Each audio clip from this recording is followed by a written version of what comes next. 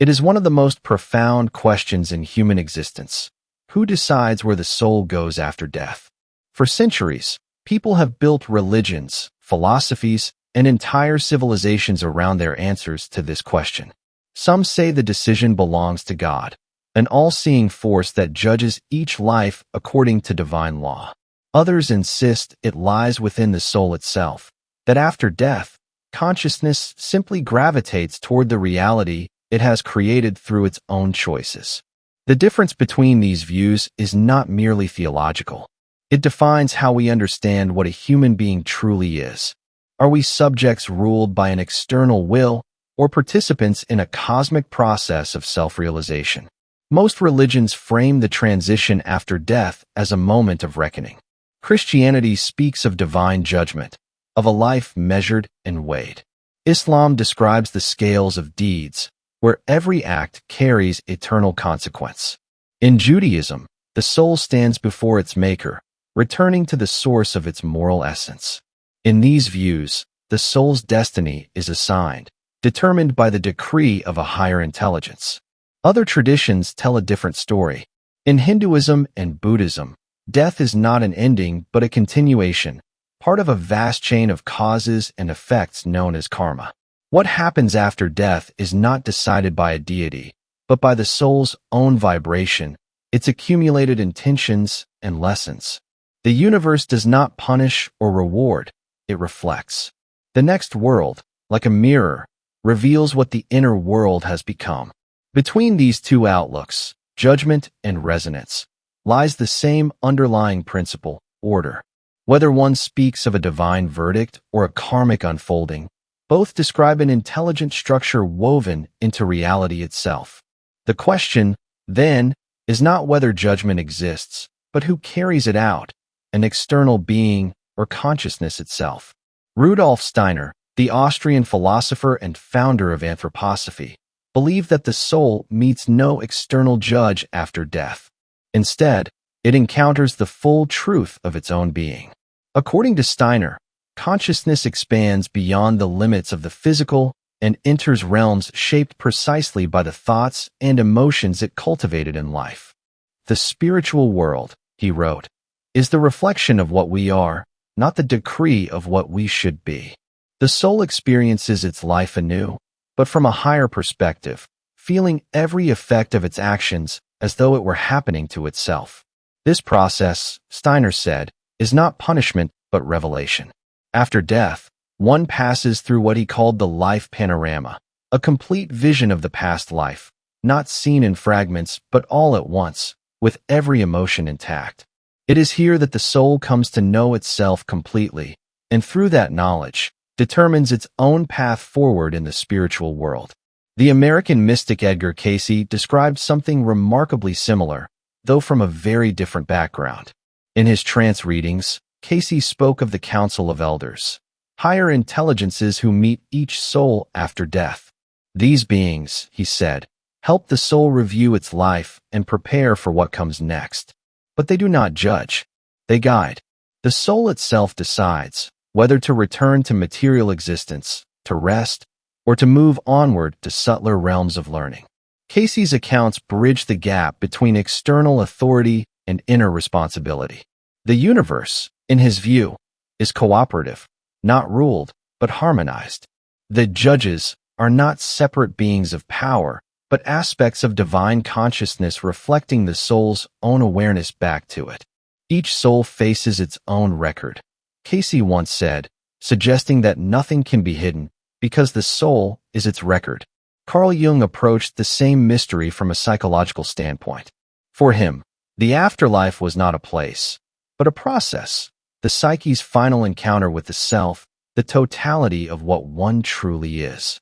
The judge is not an external deity but the image of wholeness itself, demanding the integration of all opposites, light and shadow, conscious and unconscious. Heaven and hell, Jung suggested, are inner conditions, experienced according to how much truth one has accepted about oneself. Across these perspectives, the same theme quietly emerges: the soul decides. Steiner, Cayce, and Jung all rejected the notion of a distant authority assigning eternal fates. Each described, in different language, the same process, that death is a revelation of consciousness. The soul does not face punishment or reward, it faces itself. Still, humanity continues to hold both ideas, divine judgment and self-determination, because both express something real. One emphasizes law, the other freedom. One speaks of a higher order, the other of inner growth. Yet both imply responsibility. What we do, think, and feel now shapes the landscape we will inhabit when the body is gone. If Steiner was right, the universe mirrors consciousness itself. If Cayce was right, we carry our own record into eternity. And if Jung was right, death is not a doorway to something foreign, but a continuation of our lifelong search for wholeness. In each case, the decider is not a God above, but a truth within. Perhaps, then, the question should be asked differently. Not, who decides where you go after death? But what part of you continues to choose, even when life as you know it ends? Because whatever remains, that silent, witnessing awareness, may be both the traveler and the judge, both the seeker and the law itself. If death is not an ending, but a process of realization, then what actually happens when consciousness leaves the body? Across spiritual traditions, the descriptions differ in form, but not in structure. Each speaks of stages, a gradual unfolding where the soul moves from the density of matter toward finer dimensions of awareness. The Tibetan texts call these stages bardas, intervals of transition. Western esoteric teachings call them planes or spheres. Cayce referred to them as vibrational levels. All point to one central idea. The universe is layered by consciousness itself. Where a soul finds itself after death depends not on divine whim, but on resonance, on the frequency of its being. Rudolf Steiner described the immediate moment after death as a passage through the etheric world. In his view, the etheric body, a subtle energetic double that sustained physical life, begins to dissolve, and with it, the soul experiences a panoramic review of the life just lived. This review is not symbolic. It is lived experience. One relives every moment, but now from outside the ego, feeling what one caused others to feel. This, Steiner said, is the first revelation that the soul cannot escape truth. After this review, the individual enters what he called the Kamaloka, a realm of purification. Here, the soul releases attachments to the material world, desires, emotions, and cravings that still bind it to earthly life. It is not punishment, it is catharsis. One must unlearn what belongs to the senses before moving further, Steiner wrote. The more a person has lived for spiritual values, the smoother this transition. The more one clung to the physical, the longer the process of letting go. In this sense, the Kamaloka mirrors what many near-death experiencers describe, a stage where one realizes that thoughts, emotions, and intentions are not private, but visible realities. Everything radiates outward as energy. The universe responds immediately, without delay or disguise. The soul begins to understand the laws of consequence, not as moral commands, but as living dynamics. The Tibetan Book of the Dead, or Bardo Thodol, presents a strikingly parallel view. It says that after death, consciousness awakens in the Chikai Bardo, the stage of the clear light, the moment when one could recognize ultimate reality and attain liberation. If this recognition fails, the soul moves through successive bardos filled with visions, sounds, and presences, some radiant and blissful, others terrifying. But according to Tibetan masters, these visions are projections of one's own mind. They are not external beings, but mirrors of inner states. Recognition of this truth frees the soul. Fear of it binds it to illusion and eventually to rebirth. Here again, the question, who decides, becomes less about authority and more about awareness. The clearer the soul's perception, the higher it rises. The more it mistakes its own creations for objective reality, the more it remains caught in cycles of experience. Judgment, in this light, is self-revelation. Salvation is self-recognition. Edgar Cayce's readings align closely with this. He described the afterlife as composed of multiple planes corresponding to the planets, not as literal worlds, but as vibrational states. Each plane reflects a particular quality of consciousness: the earthly plane for material lessons, the astral for emotional harmony, the mental for creative understanding, and so on. Souls, Cayce said, move between these levels according to the lessons they have mastered. The transition after death is therefore not an ascent through space, but through frequency. In his accounts, the soul is never alone. Guides, sometimes referred to as the elders, accompany it, not to dictate its fate, but to help it interpret what it sees. They show the record of its life, not as a list of deeds, but as patterns of energy. Every thought and motive carries a tone. Every act leaves a vibration. The soul hears the harmony it created or the dissonance. This resonance determines where it belongs next, just as naturally as sound finds its pitch. From a psychological perspective, Carl Jung's model can be seen as a symbolic description of the same reality. In dreams and visions, Jung observed that the psyche creates environments that mirror its own condition. After death, he suggested, this process continues on a greater scale. The soul awakens inside the architecture of its own unconscious, landscapes, figures, and situations that represent unresolved aspects of itself. Heaven and hell, in this sense, are psychic realities. To face them is to face the truth of what one has become. Different traditions, different words, but the pattern repeats. The first stage is revelation, the seeing of truth. The second is purification, the release of attachment. The third is integration, the soul finding its proper level in the hierarchy of being. In Christianity, these stages survive as remnants in the ideas of judgment, purgatory, and heaven. In esoteric Judaism, they appear as Gehinnom, Olam HaNeshamot, and Gan Eden, symbolic states of correction, rest, and unity.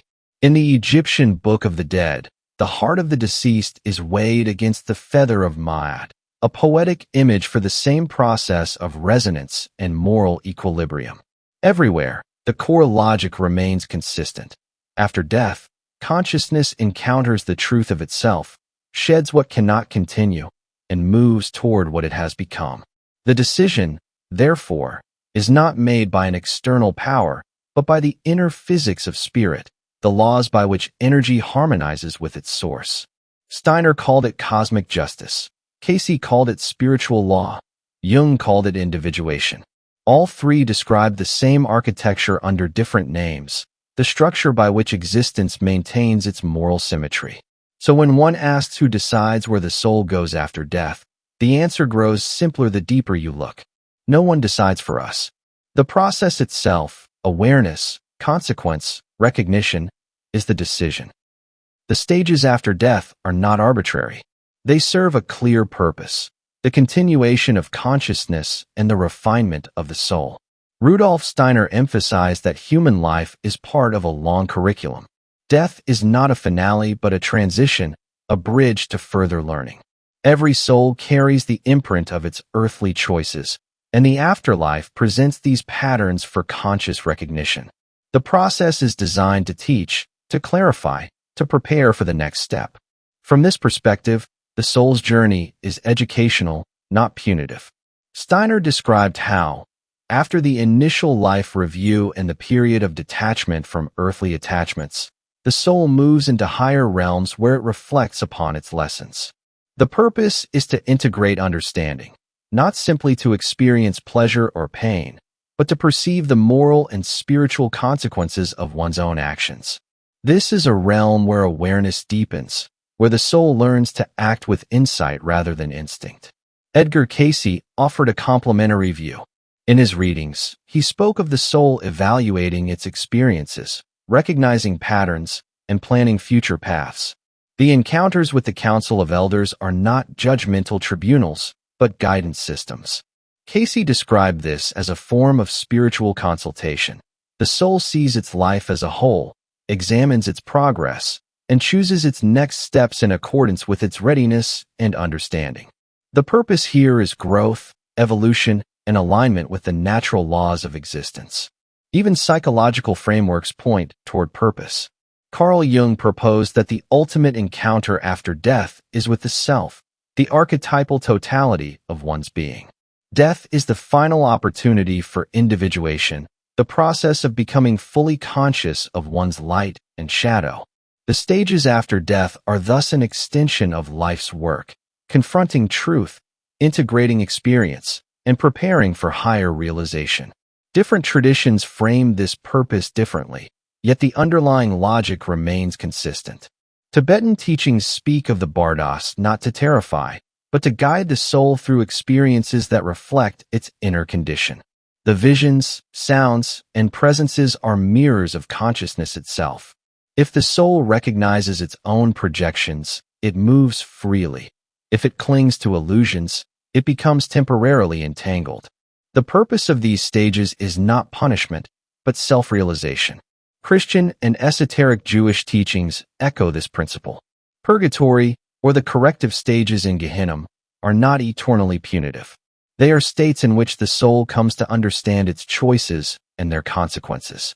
Heaven and Gan Eden are not merely rewards, but states of harmony with the moral and spiritual structure of existence. In all these frameworks, the afterlife is less about where one goes and more about what one becomes through conscious engagement. Cayce emphasized that the soul's post-death experience is also preparatory for future life. The lessons absorbed and understood in these stages influence the next incarnation or the next plane of existence. Spiritual evolution, then, is continuous. Life is only one chapter in an ongoing journey of consciousness. The purpose of death is to bridge these chapters, ensuring that learning, understanding, and growth are cumulative, not lost. At its core, the process reveals a profound truth. The universe is structured to support conscious development. Every stage of the soul's journey after death exists to clarify, to illuminate, and to refine. It is a system of natural and spiritual law, in which freedom and responsibility are inseparable. The soul is not passive. It participates, observes, and shapes its trajectory through awareness. Thus, the afterlife is neither random nor capricious. It is a continuation of life's deeper purpose, a mirror of consciousness itself. Every lesson learned, every attachment released, every truth realized, contributes to the soul's readiness for the next stage. The journey beyond death is purposeful because it is the mechanism by which consciousness evolves, aligning the soul with the higher order of reality, guiding it toward wholeness and harmony. Once the soul has passed through revelation and purification, it faces the question of direction. It is here, in these intermediate realms, that the notion of choice becomes central. Across different traditions, the afterlife is not imposed from the outside. It unfolds according to the soul's own readiness and discernment. Rudolf Steiner emphasized that after the life panorama and the release of earthly attachments, the soul enters planes where it encounters situations and beings that reflect its inner qualities. These encounters are neither threats nor rewards. They are opportunities to exercise conscious choice. The soul can choose alignment with higher ideals or linger within patterns that mirror unresolved desires. The degree of freedom is proportional to the soul's self-awareness. The more fully it recognizes its past actions and their consequences, the more consciously it navigates its post-mortem reality. Edgar Cayce described the soul meeting its guides and advisors, the council of elders, who provide perspective but do not coerce. The soul listens, learns, and chooses its path. Some may return to Earth, reincarnating to continue specific lessons. Others may ascend to higher planes for more subtle experiences. Cayce repeatedly stressed that the ultimate decision is always the soul's own, though the guidance provided ensures that choices are informed and aligned with spiritual law. Freedom, in this view, is not license to wander blindly, but the capacity to choose with full comprehension of the consequences. Eastern traditions reflect a similar logic.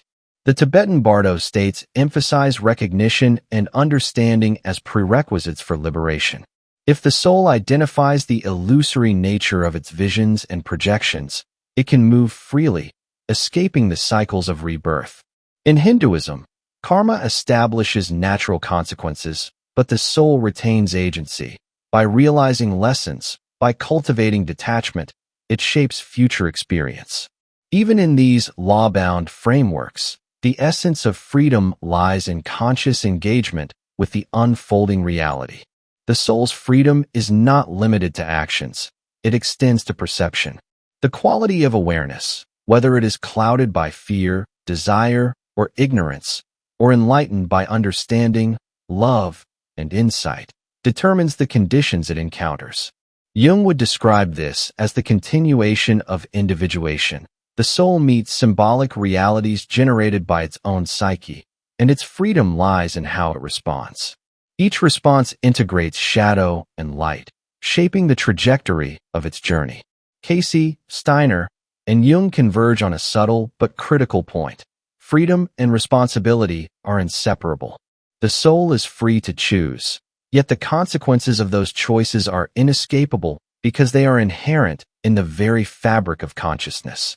Choice is therefore both liberation and law. It is a dynamic interplay. The more conscious the soul, the greater the freedom. The more unconscious, the more constrained it is by residual patterns and karmic pull. This stage also reveals the role of guidance.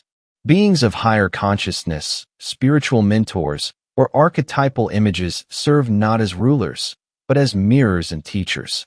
They help the soul understand its patterns and potential. Their presence ensures that freedom is not random chaos, but freedom informed by insight, where the soul can act with clarity rather than ignorance. The implication is profound. The journey after death is not about punishment or reward, but about informed self-determination. Every choice, every recognition, and every act of understanding shapes the soul's environment, its experiences, and its next phase. Life, death, and what comes after are bound together in a continuum of conscious creation. In essence, the afterlife is a reflection of inner mastery. The soul navigates according to what it has cultivated in life and continues to cultivate after death. Freedom exists not because rules are absent, but because the soul can align itself with the natural and spiritual laws that govern existence. Choice is thus both the right and the responsibility of the awakened consciousness. The question, who decides where you go, gradually loses its relevance. The decider is no longer an external authority or a distant deity. The decider is the soul itself, in full recognition of its past, its understanding of law, and its readiness to act with awareness. In this realm, freedom is not theoretical. It is a lived reality, the very fabric of existence beyond the physical world. All of the perspectives we have explored converge on one subtle but profound truth. The journey after death is a reflection of consciousness itself. Whether we examine Steiner's detailed spiritual science, Cayce's trance readings, Jung's psychological vision, or the teachings of the world's religions, a pattern emerges. It is a pattern of awareness, consequence, freedom, and moral resonance, a universal architecture that governs the soul's passage from the familiar world of matter into the subtler realities beyond. The soul, having detached from the body and passed through the initial revelations of its own life, encounters what may seem like a vast, unfamiliar realm. Yet this realm is not alien. It is constructed from the very substance of the soul's being. Steiner described it as a mirror of consciousness. Cayce referred to it as vibrational planes. Jung saw it as the psyche confronting its totality. Every tradition, in its own language, emphasizes the same principle. The afterlife is experienced through the quality of consciousness itself. This realization shifts the question, who decides, into a new framework. There is no final arbiter imposing an external fate. There is no cosmic executioner judging from above. There is, instead, law, resonance, and awareness, the inevitable structure of existence responding to the soul's own nature. The soul becomes both observer and participant, witness and actor, creator and responder. The decider is not someone other. It is the conscious self, acting with insight, responding to the consequences of life, and choosing its next stage in accordance with understanding and readiness. The stages themselves, life review, purification, integration, and the opportunity to choose, are designed with precise logic.